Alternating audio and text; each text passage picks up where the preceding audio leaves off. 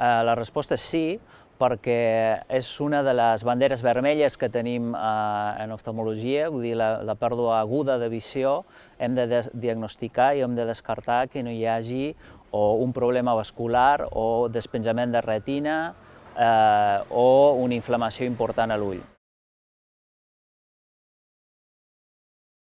Sí, hem d'anar a urgències perquè hem de descartar que no hi hagi un despreniment de retina, un sagnat a dins de l'ull o una degeneració macular associada a l'edat.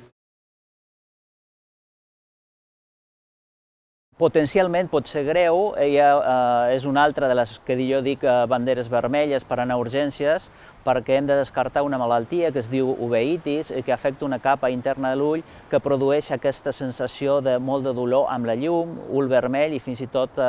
baixada la pèrdua de visió.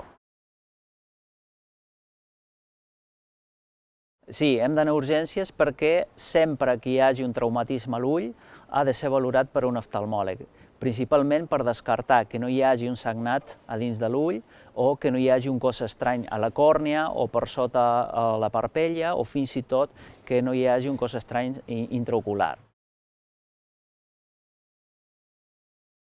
En el cas que hi hagi una contusió ocular, hem de, com a mesura inicial, si hi ha restes o sigui, ha estat un traumatisme, per dir, el que s'ha de fer és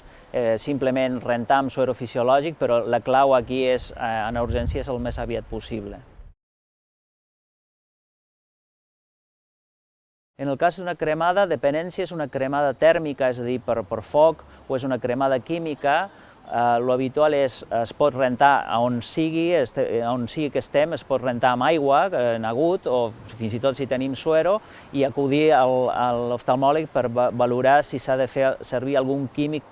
per contrarrestar l'efecte, en aquest cas, de l'àcid o de l'àlcali.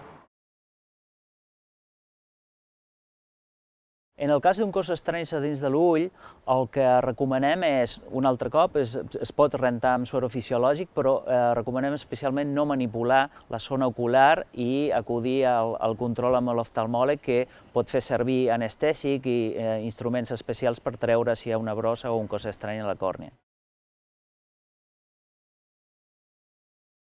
Quan més aviat sigui el diagnòstic, més possibilitats tenim de recuperació visual. Això és especialment important en malalties com els desgarros de retina, els despreniments de retina i la degeneració macular associada a l'edat, que tenen tractaments i mentre més aviat sigui el diagnòstic, més possibilitats tenim que el pronòstic visual sigui millor. Les malalties en les quals el diagnòstic influeix en el pronòstic de manera especial són, per una banda, els problemes de retina com el despreniment de retina o un desgarro de retina i en el cas també d'un glaucoma d'angle tancat, això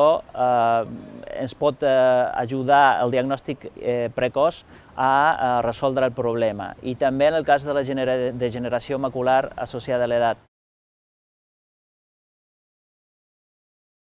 Les que dic jo, les banderes vermelles per acudir a urgències són una pèrdua sobtada de visió, el dolor important a l'ull amb ull vermell, la sensació de tenir molta sensibilitat a la llum i qualsevol cas de traumatisme ocular.